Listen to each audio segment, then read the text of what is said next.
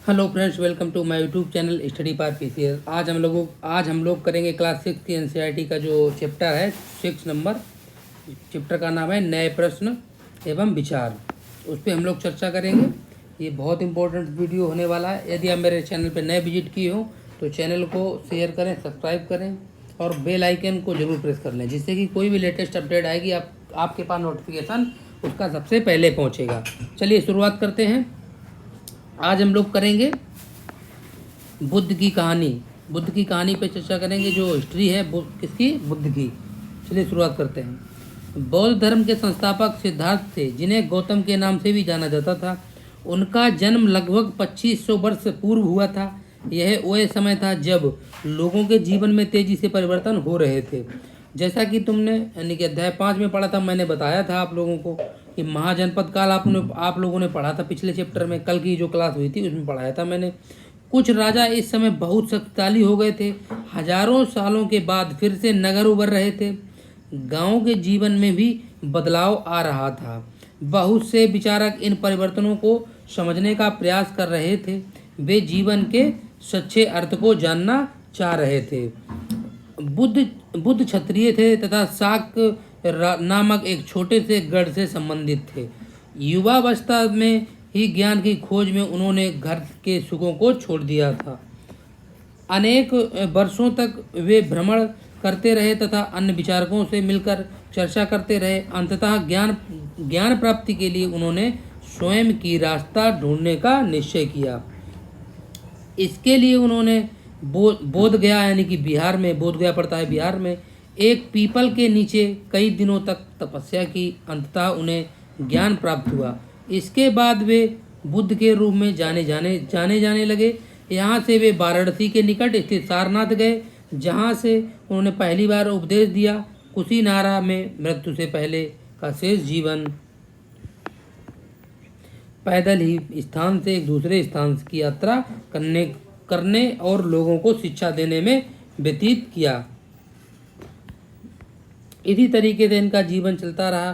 फिर उसके बाद बुद्ध ने शिक्षा के लिए यह जीवन कष्टों और दुखों से भरा हुआ और ऐसा हमारी इच्छा और लालसाओं, जो लालसा क्या होता है? लालसा होता है जो हम हमेशा पूरी तरह हो सकती है के कारण होता है। कभी कभी हम जो चाहते हैं वह प्राप्त करने के बाद भी संतुष्ट नहीं होते हैं और अधिक यानी कि अधिक मतलब अथवा या अन्य यानी कि अन्य चीज़ों के लिए वस्तुओं को पाने की इच्छा करने लगते हैं।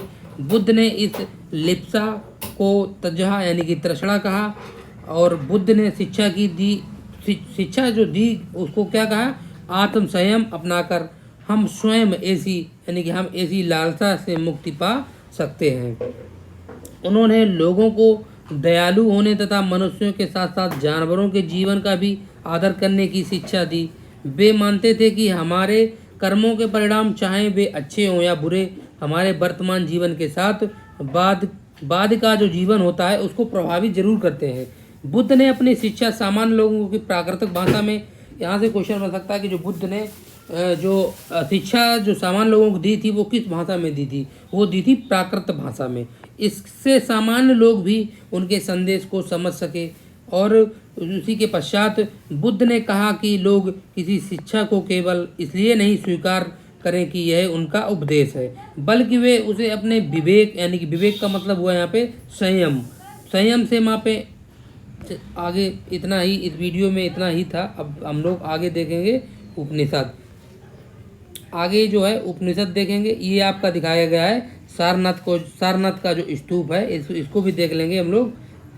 इस इमारत को स्तूप के नाम से जाना जाता है। यहीं पर बुद्ध ने अपना सर्वप्रथम उपदेश दिया था। क्वेश्चन आता है किसी भी यूपीपीएससी के एग्जाम में या यूपीएससी के एग्जाम में कि जो महात्मा बुद्ध ने अपना पहला उपदेश दिया था वो किस जगह पे दिया था? वो दिया था सारनाथ, एक ऐसी जगह थी जो कि वाराणसी के समीप थी। चलिए आगे देखते हैं। अब पढ़ेंगे हम लोग क्या? उपनिषद यानी कि मतलब गुरु के समीप, इसका मतलब होता है गुरु के समीप बैठकर शिक्षा यानी कि अध्ययन ग्रहण करना। चलिए, इसी समय बहुत से दूसरे अन्य चिंतक भी दार्शनिक प्रश्नों का उत्तर ढूंढने का प्रयास कर रहे थे। उनमें से कुछ मृत्यु के बाद के जीवन के बारे में जानना चाहते थे। अर्थात जो जब आदमी मर जाता है उसके बारे के मतलब जो मर जाता है उसके डेथ के बारे में भी कुछ दार्शनिक जानना चाह रहे थे, किससे? महात्मा बुद्ध जी से।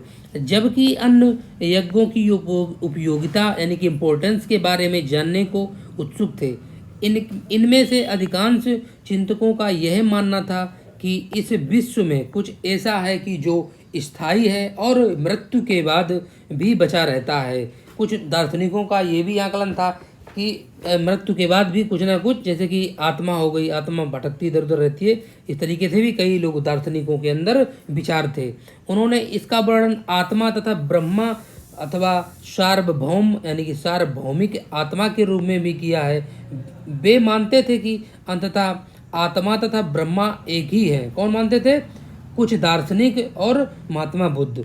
ऐसे कई विचारों का संकलन उपनिषदों में हुआ है। उपनिषद का मतलब क्या हुआ? उपनिषद का मतलब होता है गुरु के समीप बैठकर शिक्षा ग्रहण करना या अध्ययन ग्रहण करना। उपनिषद उत्तर वैदिक ग्रंथों का हिस्सा थे। उपनिषद का शाब्दिक अर्थ गुरु के समीप बैठना। इन ग्रंथों में अध्यापकों और विद्यार्थियों के बीच बातचीत यानी कि कम्युनिकेशन स्किल यानी कि डेवलप करना यानी कि संकलन किया गया है। प्रायः ये विचार सामान्य वार्तालाप यानी कि जनरली जो कम्युनिकेशन होता है, वार्तालाप होता है, उसके रूप में प्रस्तुत किए गए थे। चलिए अब हम लोग जानेंगे बुद्धिमान जो भिखारी था वो क्या था। इसको देख लेते हैं। यह वार्तालाप छंदोग्य उपनिषद नामक प्रसिद्ध उपनिषद की एक कहानी पर आधारित है। शौनक व अभिप्रतारिण नामक दो ऋषि सार्वभौम आत्मा की उपासना करते थे। एक बार वे भोजन करने के लिए बैठे। एक भिखारी आया और भोजन मांगने लगा। शौनक ने कहा, हम तुम्हें कुछ नहीं दे सकते। भिखारी ने पूछा, द्विजन आप किसकी उपासना करते हैं?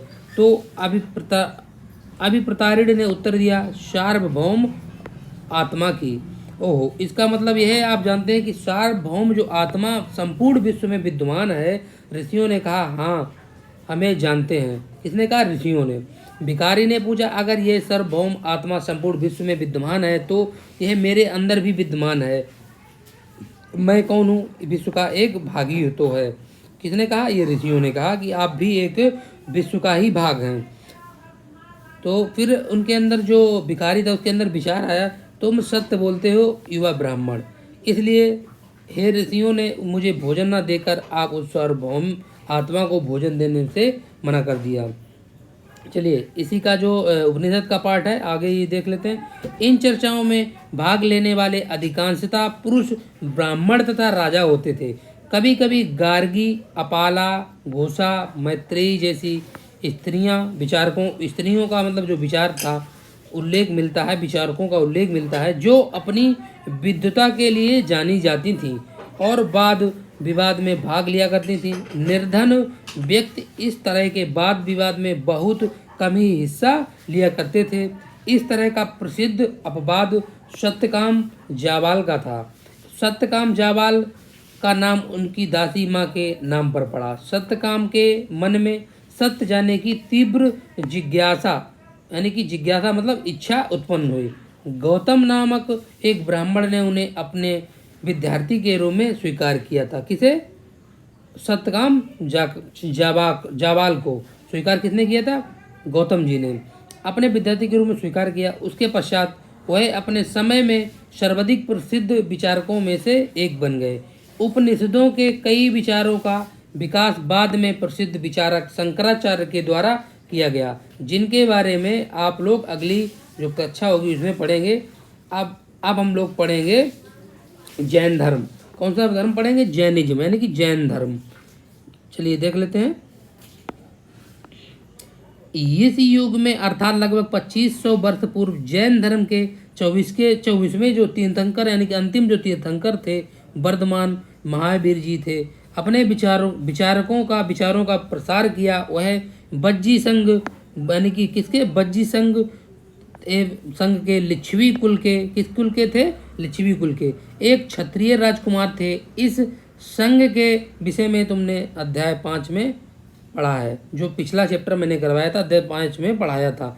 30 वर्ष की आयु में उन्होंने घर छोड़ दिया था और जंगल में रहने लगे। 12 वर्ष तक उन्होंने कठिन हुआ एकांकी जीवन व्यतीत किया। इसके बाद उन्हें ज्ञान प्राप्त हुआ।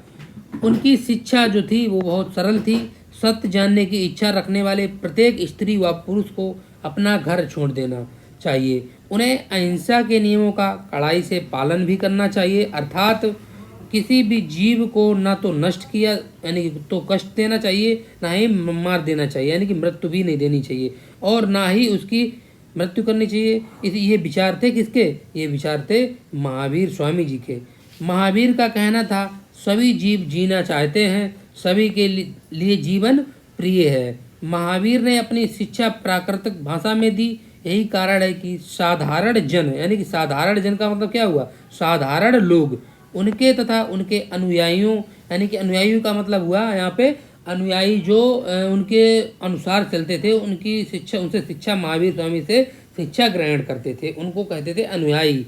यानी कि उनके जो नियम थे उनका जो पालन करते थे कि शिक्षाओं को समझ सके। देश के अलग अलग हिस्सों में प्राकृत भाषा के अलग अलग रूप से प्रचलन था। प्रचलन क्षेत्र के आधार पर ही उनके अलग अलग नाम थे। जैसे कि मगध में बोली जाने वाली प्राकृत भाषा थी मागधी थी, और इसे क्या प्राकृतिक भाषा को मागधी कहते थे। जैन नाम से जाने गए महावीर के अनुयायियों को भोजन के लिए भिक्षा मांगकर सादा जीवन बिताना होता था। उन्हें पूरी तरह से ईमानदार होना पड़ता था तथा चोरी न करने की उन्हें सख्त हिदायत दी जाती थी। उन्हें ब्रह्मचर्य का पालन करना होता था। पुरुषों को वस्त्रों सहित सब कुछ त्याग देना पड़ता था। अधिकांश व्यक्तियों के लिए ऐसे कड़े नियमों का पालन बहुत कठिन था। फिर भी हजारों व्यक्तियों ने कई जीवन शैली को जानने और सीखने के लिए अपने घरों को छोड़ दिया था। कई अपने घरों पर ही रह रहे और भिखमुड़ी बने लोगों को भोजन प्रदान कर उनकी सहायता करते रहे। मुख्यतः व्यापारियों ने जैन धर्म का समर्थन किया। यानी कि व्यापारियों ने किस धर्म का, इस तरीके से भी क्वेश्चन बन सकता है कि व्यापारियों ने जो किस धर्म का समर्थन किया था, वो किया था जैन धर्म का। किसानों के लिए इन नियमों का पालन अत्यंत कठिन था, क्योंकि फसल की रक्षा के लिए उन्हें कीड़े मकोड़े को मारना पड़ता था। बाद की जो सदियों में जैन धर्म उत्तर भारत के कई हिस्सों के साथ, जैसे कि गुजरात राज्य हो गया, तमिलनाडु, कर्नाटक में भी फैल गया। महावीर तथा उनके अनुयायियों की शिक्षाएं कई शताब्दियों तक मौखिक रूप से ही रहीं। वर्तमान में रूप में उपलब्ध जैन धर्म की शिक्षाएं लगभग 1500 वर्ष पूर्व गुजरात में यानी कि बल्लवी नामक स्थान पर लिखी गई थीं। अब हम लोग जानेंगे कि संघ क्या है। संघ यूनियन महावीर तथा बुद्ध दोनों का ही मानना था कि घर का जो त्याग करने पर ही सच्चे ज्ञान की प्राप्ति हो सकती है। ऐसे लोगों के लिए उन्होंने संघ नामक संगठन यानी कि जो यूनियन बनाया, जहां घर का त्याग करने वाले लोग एक साथ रह सकें। संघ में रहने वाले बौद्ध भिक्षुओं के लिए बनाए गए नियम विनय पिटक नामक ग्रंथ में मिलते हैं। यानी कि इसके जो साक्ष्य हैं, संघ के जो भिक्षु थे उनके जो साक्ष्य मिलते हैं, वो कहाँ से मिलते हैं, किस पुस्तक से? वो मिलते हैं विनय पिटक से। विनय पिटक एक ग्रंथ है। विनय पिटक से हमें पता चलता है कि संघ में पुरुषों और स्त्रियों की रहने की अलग अलग यानी कि अलग अलग व्यवस्था थी। अलग अलग व्यवस्था क्यों थी? क्योंकि इससे क्या होता था कि लोग ब्रह्मचर्य का भी पालन कर पाएं। सभी व्यक्ति संघ में प्रवेश ले सकते थे। हालांकि संघ में प्रवेश के लिए बच्चों को अपने माता पिता से, दासों को अपने स्वामी से, राजा के यहाँ क्या काम करने वाले लोगों को राजा से तथा कर्जदारों को अपने देनदारों से अनुमति लेनी होती थी। एक स्त्री को इसके लिए अपने पति से अनुमति लेनी होती थी। संघ में प्रवेश लेने वाले स्त्री पुरुष बहुत ही सादा जीवन जीते थे। वे अपना अधिकांश समय जो अपना टाइम है अधिकांश कहाँ देते थे? वो अपने गुरु के शरण में दिया करते थे। और दिन के एक निश्चित समय में वे शहरों तथा गांवों में जाकर भिक्षा मांगते थे। भिक्षा का मतलब यहाँ पे क्या हुआ? भिक्षा का मतलब यहाँ पे हुआ है कि जो भीख मांगते थे। यही कारण है कि उन्हें भिक्षु तथा भिखमुड़ी यानी कि साधु के एक प्राकृत शब्द को कहा गया। वे आम लोगों को शिक्षा दिया करते थे और साथ ही एक दूसरे की सहायता भी करते थे। किसी तरह की आपसी लड़ाई का निपटारा करने के लिए वे प्रायः बैठते भी थे। संघ में प्रवेश लेने वाले बालों में ब्राह्मण, क्षत्रिय, व्यापारी, मजदूर, नाई, गणिकाएं तथा दास भी शामिल थे। इनमें से कई लोगों ने बुद्ध की शिक्षाओं के विषय में लिखा था तथा कुछ लोगों ने संघ में अपने जीवन के विषय में सुंदर कविताओं की रचना की थी। अब हम आगे जानेंगे क्या है बिहार।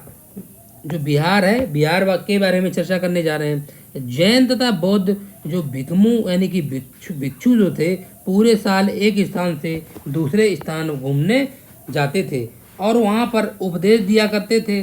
केवल वर्षा ऋतु में जब यात्रा करना कठिन हो जाता था तो वे एक स्थान से ही निवास करते थे। ऐसे समय वे अपनी अनुयायियों द्वारा उद्यानों में बनवाए गए अस्थायी निवास में अथवा पहाड़ी क्षेत्रों की प्राकृतिक गुफाओं में रहते थे। जैसे जैसे समय बीतता गया, भिक्षु यानी कि भिक्षुड़ियों यानी कि भिक्षुओं ने स्वयं तथा उनके समर्थकों ने अधिक स्थायी शरण स्थलों की आवश्यकता का अनुभव किया।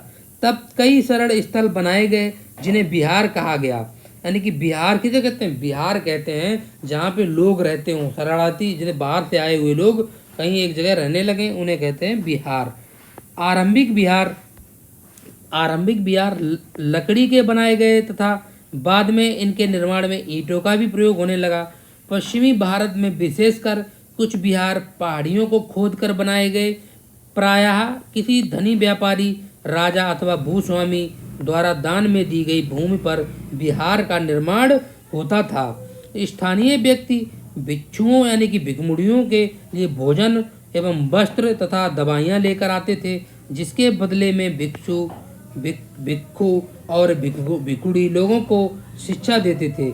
आगे आने वाली शताब्दियों में बौद्ध धर्म उपमहाद्वीप के विभिन्न हिस्सों के साथ बाहरी क्षेत्रों में भी फैल गया।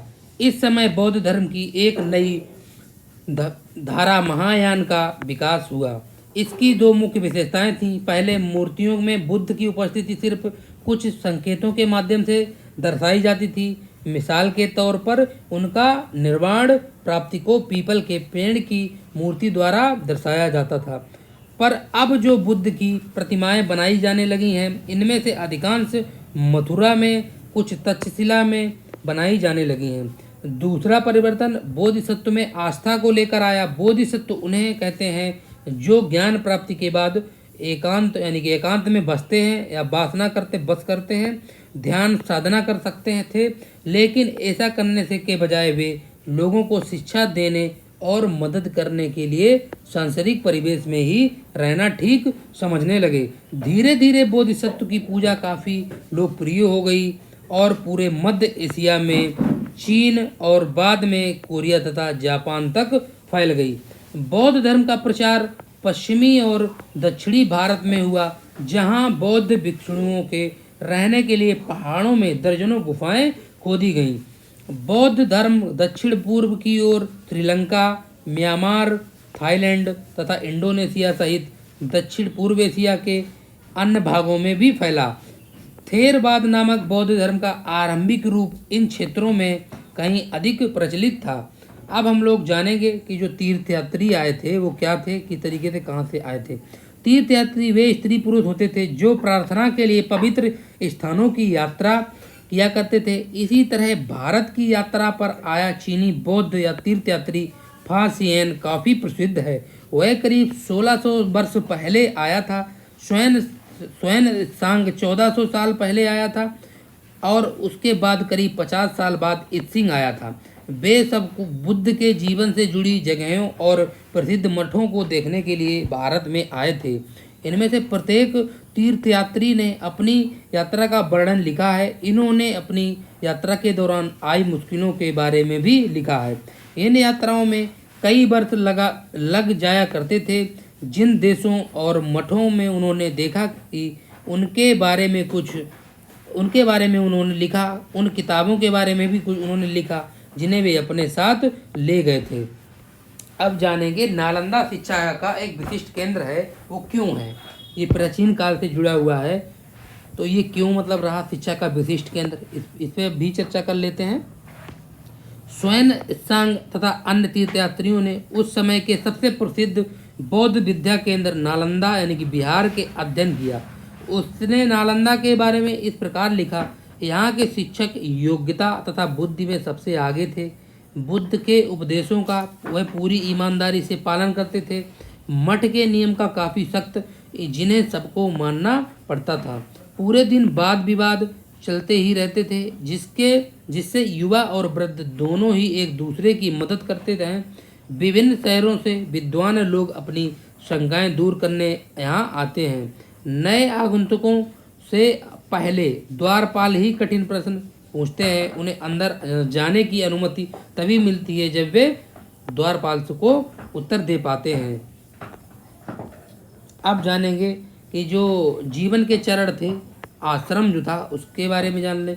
आश्रम शब्द का जो मीन था, आश्रम शब्द का जो तात्पर्य था, जीवन के एक चरण से है, यानी कि ब्रह्मचर्य, गृहस्थ, वानप्रस्थ तथा संन्यास नामक 4 आश्रमों की व्यवस्था की गई। ब्रह्मचर्य के अंतर्गत ब्राह्मण, क्षत्रिय तथा वैश्य से यह अपेक्षा की जाती थी कि इस चरण के दौरान वे सादा जीवन बिताकर वेदों का अध्ययन करेंगे।